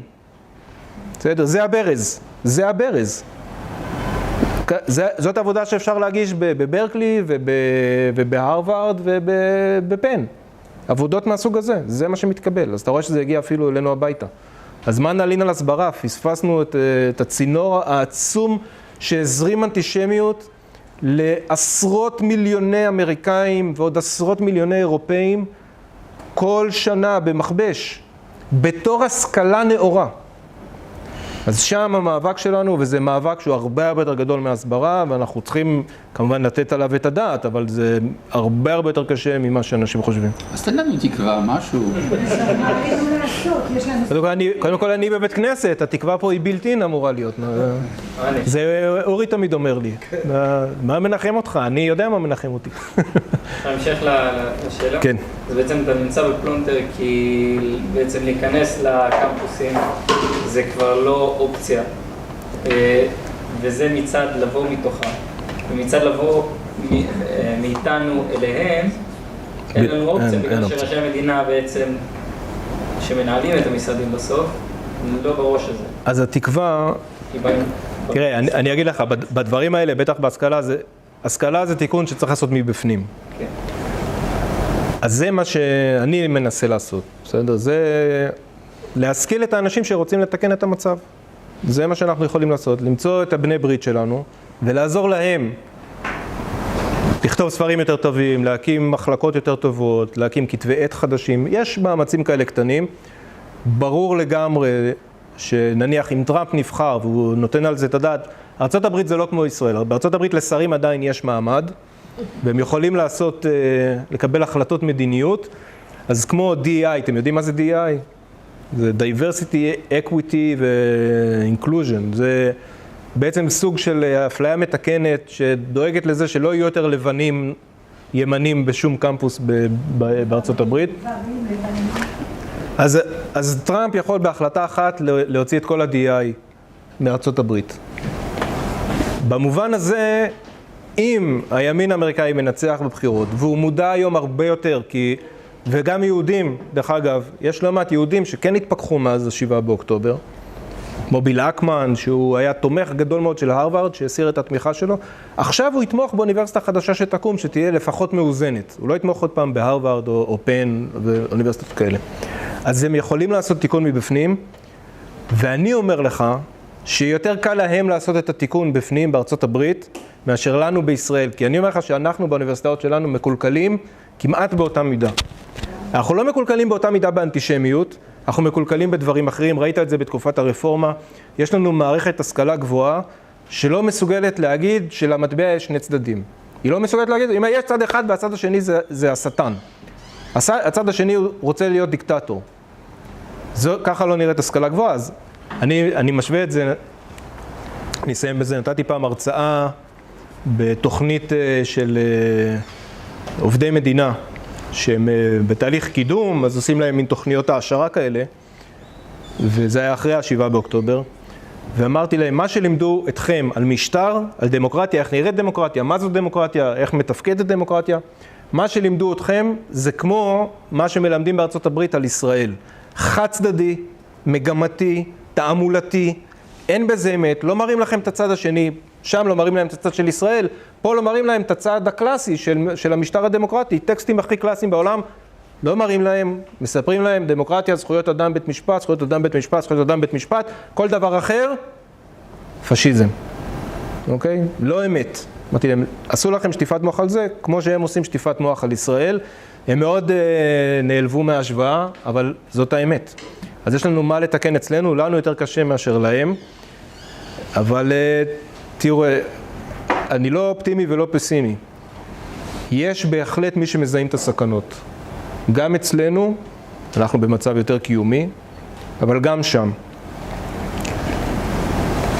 התיקון יבוא, הוא יהיה כואב. זה לא שיהיה לנו איזשהו אירוע קל ונעים. התיקון יהיה כואב. יש פה מאבק אמיתי בתוך המערב, כמו שיש מאבק אמיתי בתוך ישראל. אבל בסוף, אין שום סיבה להרים ידיים. יש לנו הרבה מאוד יתרונות, גם לישראל כמדינה, בהתמודדות שלה בעולם, גם לצד היותר שמרני מסורתי בישראל כחברה, יש הרבה מה לעשות והרבה יתרונות. אנחנו פשוט צריכים לא לחשוש ממאבק, אנחנו צריכים לדעת, כן, יהיו סנקציות, כן, נצטרך למצוא אלטרנטיבות, כן, לפעמים, כן, האיכות חיים שלנו לא תהיה אותו דבר.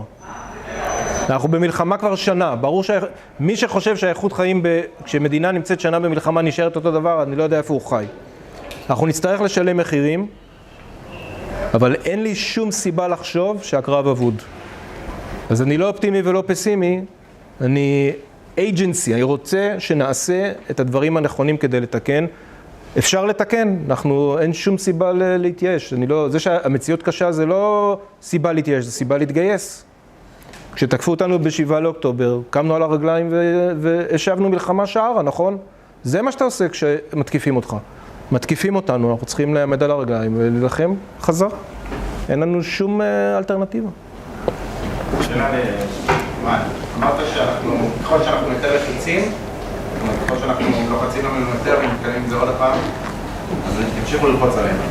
איפה הפער בהנהגה שאנחנו השלנו את חזוננו לממשלת ימין מלא מלא, שאמורה לעשות כביכול לא ליפול לאותם לוחצים? איפה הפער הזה בין מה שהעם היה דורש או רוצה לבין ההנהגה שהיא נלחצת פעם אחר פעם? ושאלה שנייה, אמרת שיש לנו לא מזמן, שיש לנו צבא שהוא לא חושב צבאי. ההנהגה שלנו חושבת צבאי? לא, אבל היא לא צריכה. אבל אני אענה לך תשובה קצרה ארוכה. יש לנו הנהגה שהיא הנהגה של תקופת שפע. מתי ישראל נלחמה את המלחמה האמיתית האחרונה שלה? 73. 73. אפשר להגיד 82, זה גם מאוד רחוק. יש לנו הנהגה שהיא תוצאה של תקופת שפע. בתקופת שפע אתה עושה פוליטיקה של שפע. פשרות, יש הרבה כסף, יש לממשלה תקציב גדול, אתה יכול להסתדר עם הרבה מאוד גורמים, אתה לא צריך לקבל החלטות כואבות, אתה לא יוצא למלחמות, למאבקים שאתה לא חושב שהם הכרחיים, אתה מתנהל. וזה יצר לנו הנהגה שהיא במידה רבה עסקנית. עכשיו זה לא דבר רע, זה מה שקורה בתקופות שפע. זה המקום שבו מתבלטים האנשים שיודעים להשיג את הפשרות האלה, לגנוב את הסוסים, לעשות את כל המהלכים האלה, הם מתבלטים.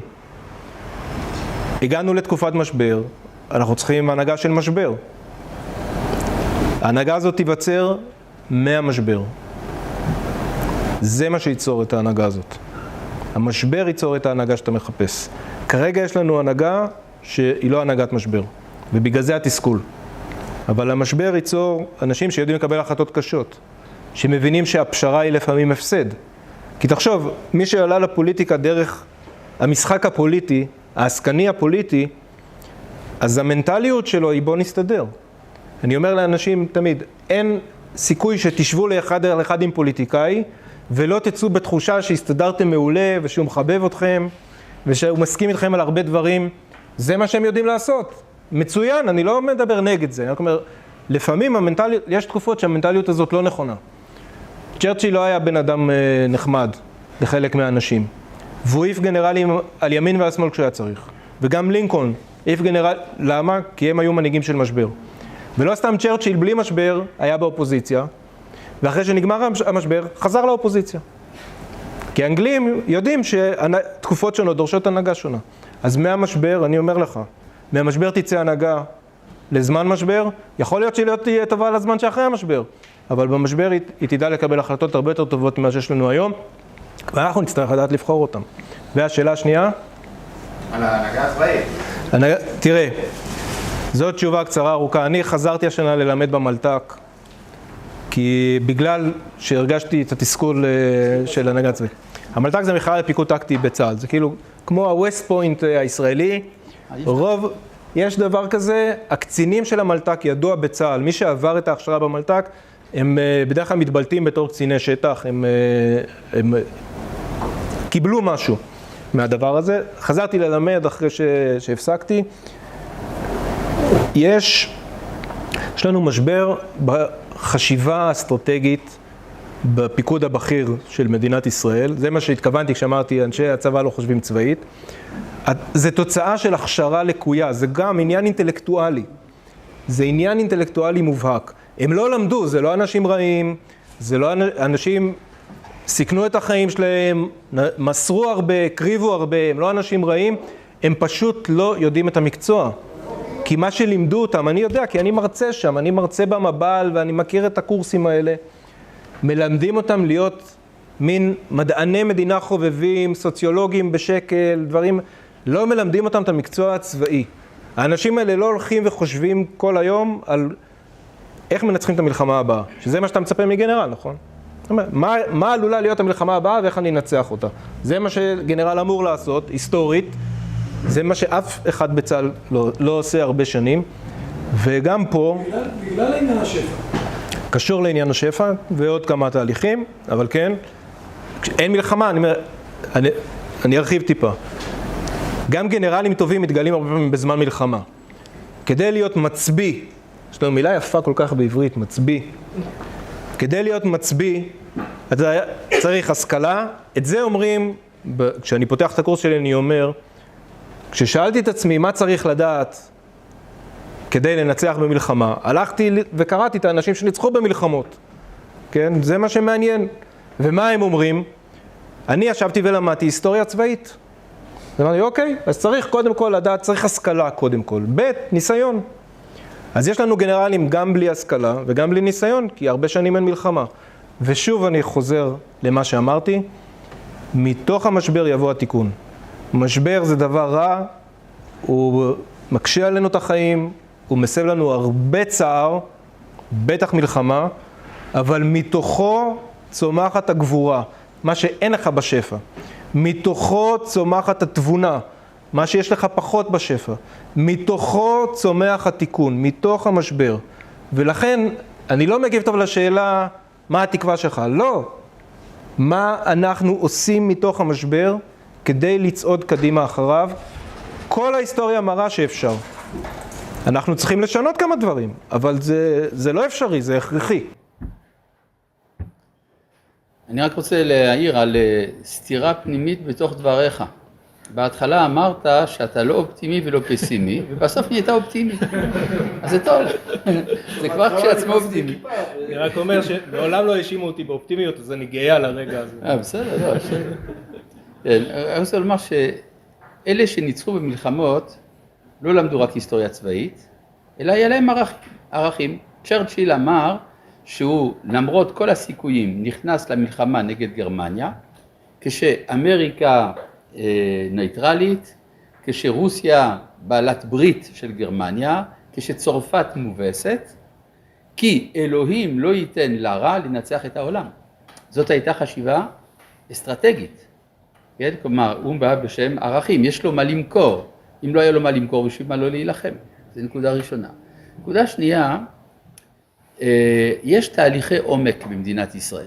אתה התחלת להצביע עליהם, יש שינויי תודעה עמוקים מאוד, וזה הרבה יותר חזק מכל מה שהתקשורת יכולה למכור. התקשורת, ואני מודה לה כל יום, לא לך, כן? כי התקשורת עסוקה כל יום בלשקר, זה מצוין. כלומר, היא עסוקה בשטחיות, בסקופים, הרי מה יעשה העיתונאי? הוא צריך להביא ידיעה למחר שידברו עליה.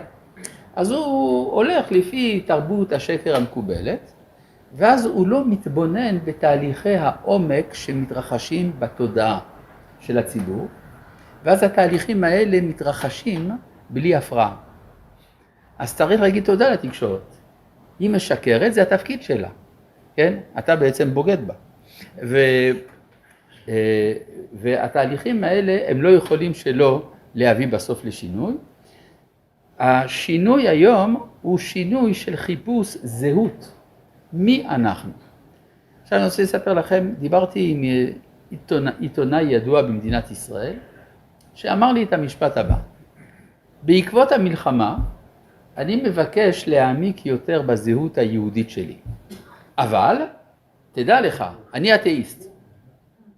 אמרתי לו מצוין. האתאיזם שלך מגן עליך, הוא מאפשר לך לעשות שינוי ובירור של הזהות שלך. אם היית מאמין באלוהים, ייתכן שלא היית עושה את כל התהליך הזה. כי היית מתיירש שמה תהפוך בסוף להיות דתי, שומר מצוות, רחמנא ליצלן. אז ברוך השם, אתה אתאיסט, ואז בעצם, אני חושב שחלק גדול מהחברה, בעצם מה שנולד בשנה וחצי האחרונה, עם ההפיכה המשטרית, נולד המגזר החילוני. והמגזר החילוני, בעל תודעה שכזאת, הוא בעצם זה שמוזמן לעשות את התהליך הפנימי הזה, ואני חושב שעוד יצמחו לנו דווקא מתוך המגזר הזה, אנשים בעלי תודעה עמוקה, ובעלי זהות יהודית חזקה. אז כך שאני אופטימי מלכתחילה, אבל זה מחלה העתיקה שלי, זה לא מהיום. כן, בבקשה. רציתי לשאול אותך, בעקבות המלחמה הזאת, אתה רואה שצומחת מנהיגות צבאית שונה מהמנהיגות הצבאית הקודמת? נחסמת. שתהיה לה חשיבה צבאית, כן. ולא חשיבה פוליטית. אז תראה, קודם כל אני רוצה לעשות הבחנה, כי בדרך כלל מה שבציבור מזהים זה קצינים לוחמניים ולא לוחמניים, וצודקים שאת הלוחמניים מזיזים הצידה. אבל הלוחמניים הם לאו דווקא בעלי חשיבה אסטרטגית. כי גם הלוחמניים לא קיבלו את ההכשרה שהם צריכים. אז כששאלו אותי מה הייתי עושה, אמרתי הייתי מזיז קודם כל את הקיימים, זה ברור, אותם כבר לא נשנה, אנשים טובים אבל הם לא מתאימים לאירוע.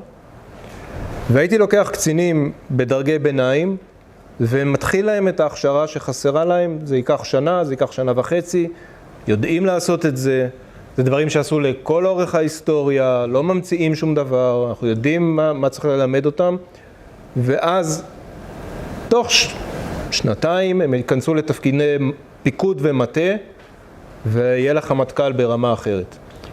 אבל זה לוקח קצת זמן, וצריך לזהות את האנשים האלה. שולחים אותם לווסט-פוינט בכל מקרה. לא, הם לא הולכים לווסט-פוינט, הם הולכים לאוניברסיטאות הכי רדיקליות בארצות הברית. בקרן וקסנר. זה גם וקסנר, אבל הם מוצאים הרבה פעמים את השנה בארצות הברית, באוניברסיטאות באמת קיצוניות, בתור אזרחים, לא, זאת אומרת, הם שם מבחינת הצבא הם בשנה של לימודים, אבל הם שם כמו אזרחים, והם לא לומדים שום דבר באמת צבאי. אז אני אומר, שוב, זה לא קשה, אבל צריך שמישהו, זה יקרה כנראה אחרי שהממשלה הזאת תתחלף, פה אולי אני לא אופטימי, כי הממשלה הזאת כבר דיברתי עם הרבה אנשים ולא קורה כלום בכיוון הזה, אבל כשממשלה תתחלף ויזהו את הצורך, תוך זמן קצר, אני אומר, האנשים המוכשרים, תביא לי את הרצי הלוי לפני 15 שנה, אני עושה אותו רמטכ"ל הרבה יותר צבאי. זה לא צריך לשנות את האנשים, צריך לשנות להם את החשיבה, צריך להכניס אותם חזרה למקצוע. ולכן זה פתיר, אבל זה דורש זיהוי של הבעיה ונכונות לפתור אותה. זה, לשאלה שלך, יש בצה"ל, הייתה עזיבה, תראו במלתק, אמרו לי כבר כמה שנים, זה חבר'ה לפני תפקידי מ"פ או אחרי תפקידי מ"פ, זאת אומרת זה האזור. הם אמרו אנחנו לא הטובים, הם היו אומרים על עצמם, אנחנו לא הכי טובים עזבו, לא הצליחו להשאיר אותם בצבא. אוקיי, שזה המשפט קשה, והם אמרו אותו ביושר, זה חבר'ה נהדרים, זה באמת חבר'ה מדהימים. אז צריך להשאיר אותם כבר בגיל הצעיר, לזהות אותם, וצריך, ונקודה אחרונה, אני אגיד לכם סתם, כי אני יודע שמתעניינים בצבא, אין בצה"ל באמת הבחנה בין תפקידי פיקוד ותפקידי מטה. וזאת אחת הצרות הכי גדולות שלנו, כי בעצם מתקדמים על סמך פיקוד, ולכן אין חשיבת מטה טובה. צריך לייצר מסלול מטה לאנשים שזה מה שהם טובים בו. היו אנשי מטה בהיסטוריה שניצחו מלחמות בלי שהם היו בשדה קרב פעם אחת. זה תפקיד מסוג אחר, זה חשיבה מסוג אחר, ויש הרבה אנשים מוכשרים בזה. אני מבטיח לך, חלק זה... אני אומר את זה באחריות מלאה, חלק מטובי האסטרטגיים בתפקידי מטה בהיסטוריה היו יהודים. אין לנו שום מחסור בדבר הזה. אנחנו יכולים להצטיין בזה כמו שאנחנו מצטיינים בכל דבר. אז יש את האנשים האלה, צריך לזהות אותם ולקדם אותם. יש פה שתי שאלות, יש לי איזושהי תחושה, וזה לשניכם, שמדינת ישראל יכול לדמות אותה לחולה אונקולוגי, שמתחיל להבין שיש פה איזושהי בעיה. יש פה בעיה באמת מורכבת מאוד. הוא אמר שאין הבחנה בין מעורבים ללא מעורבים, אלא גם כל מי שקרוב למעורבים, אחת דינו, וכדומה. השאלה אם לא תהליך הריפוי כבר מאוחר מדי.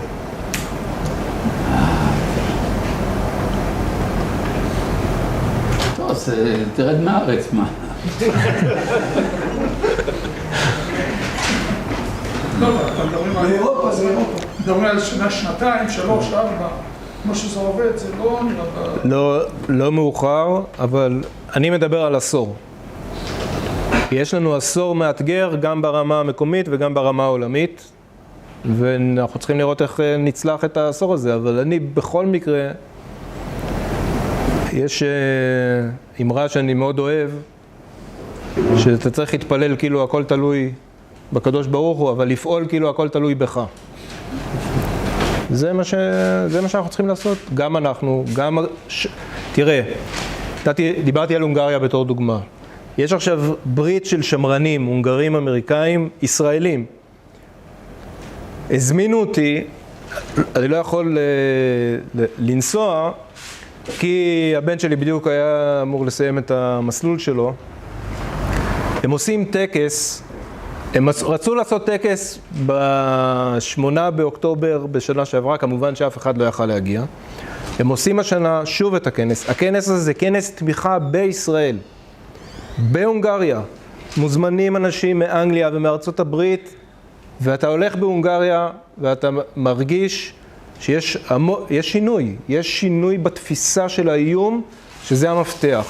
ולכן אני אומר, לא 3-4 שנים, עשור קשה, ואנחנו צריכים לעשות הכל, אבל אם נעשה הכל, אז בשילוב של שני החלקים של מה שאמרתי מקודם, אנחנו יכולים להצליח. אנחנו נבנה אליטות חדשות. מה שאנחנו עושים. כי? היא נשארה נורמלית, אז זה לא דוגמה טובה.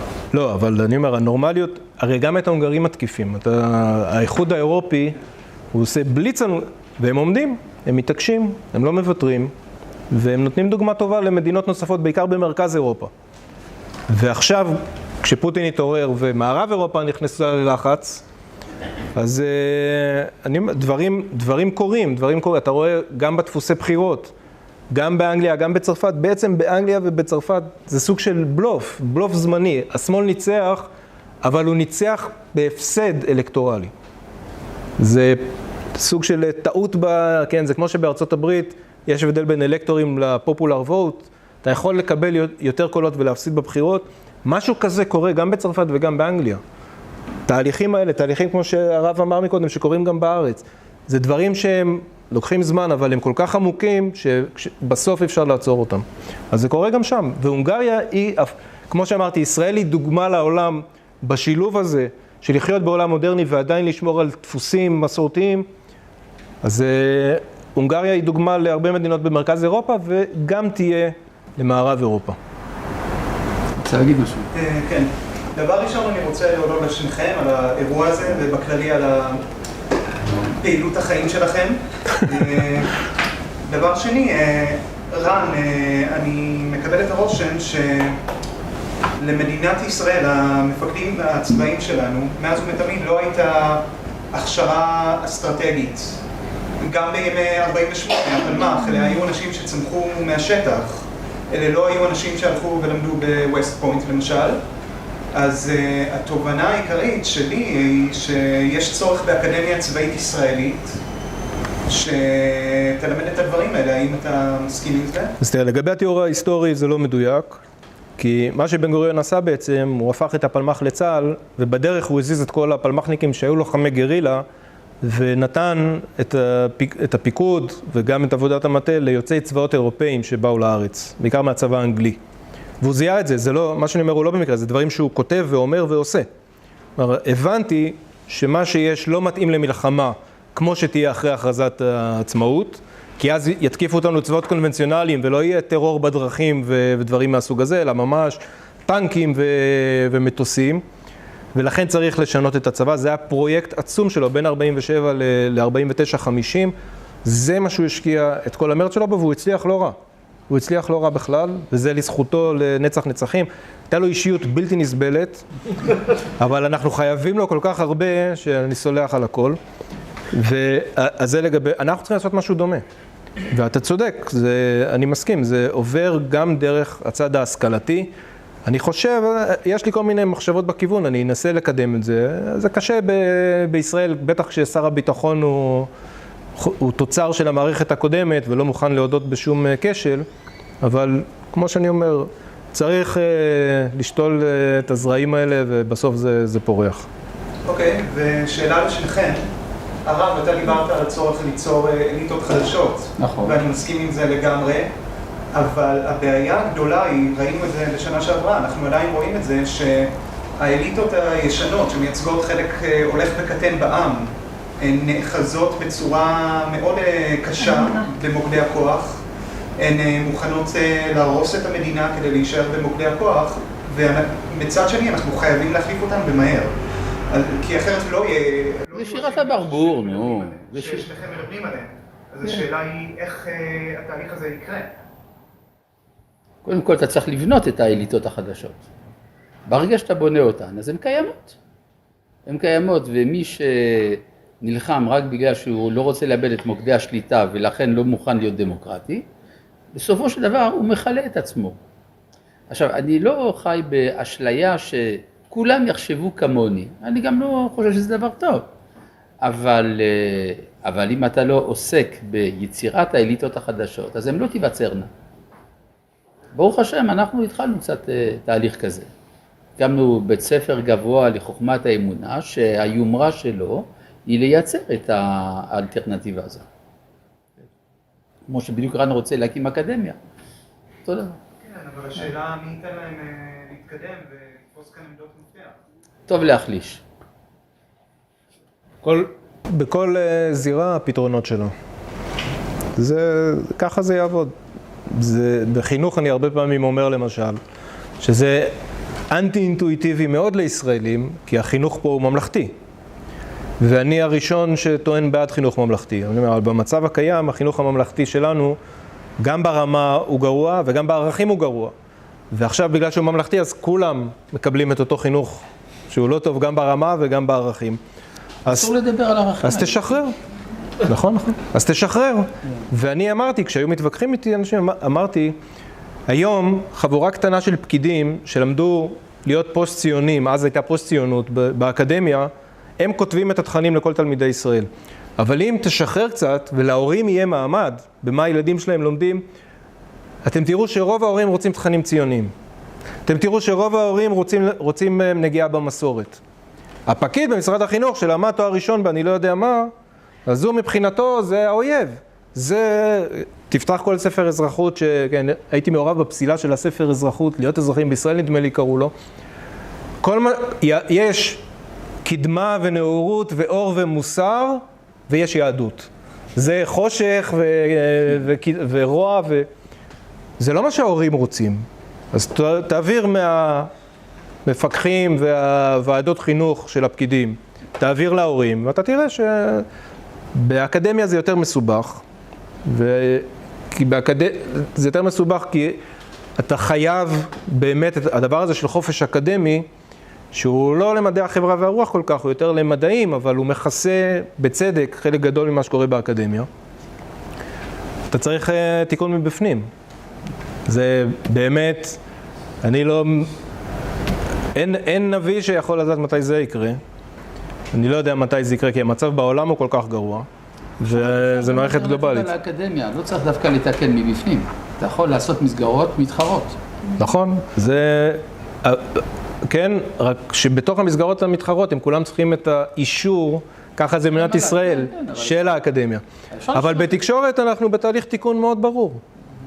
למשל, למה? כי קצת שחררו, ואתה רואה, זה... עכשיו, נלחמים ברייטינג עם... ערוץ 14 כבר לא רואה את 13 ו-11, נכון? עדיין קיים 13? בדיוק. אז יש הרבה מה לעשות, מה לקדם, רק צריך שרים שמוכנים להילחם. אני אומר לך באמת, כי מה שקרה שבמדינת ישראל הכל נהיה של הממשלה, ושרים שלא מוכנים להילחם, אז הכל אצלם, הם לא נלחמים, אז הפקידים שולטים בהכל. שר שמוכן להילחם יכול להביא הישגים לא רעים בכלל. משבר, מנהיגות חדשה, ואני מקווה שחלק... אני לא רוצה לנצח, בזירה הזאת הפנימית, אני לא רוצה לנצח. אני רוצה להצליח.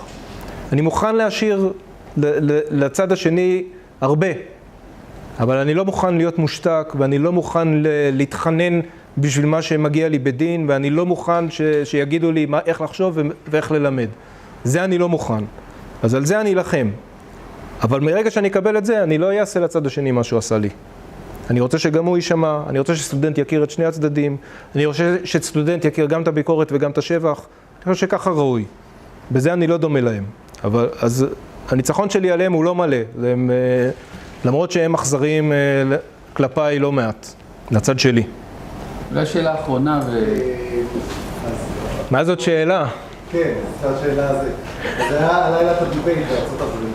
אתה גם קצת אמריקולוג חובב, מה שנקרא. אז קודם כל, אם יש לך אימור לגבי הבחירות מה הולך להיות, פעם אחת, ופעם שנייה, לא יצויר שקמלה האריס מנצחת. האם יש לזה נקודויות ברמת זה לא כמו, זה שונה מאובמה במובן הזה, שאז לא הייתה מלחמה פעילה פה בישראל. אז השאלה היא, האם זה צריך להשפיע על קבלת, אנחנו צריכים לפעול באיזושהי צורה אחרת, יותר מהר, יותר לאט, אז שני הדברים האלה. אז קודם כל אני מוקלט שאמרתי לפני כמה שבועות שאני חושב שהאריס תנצח בדיבייט. שהיא תנצח בדיבייט? כן. בבחירות.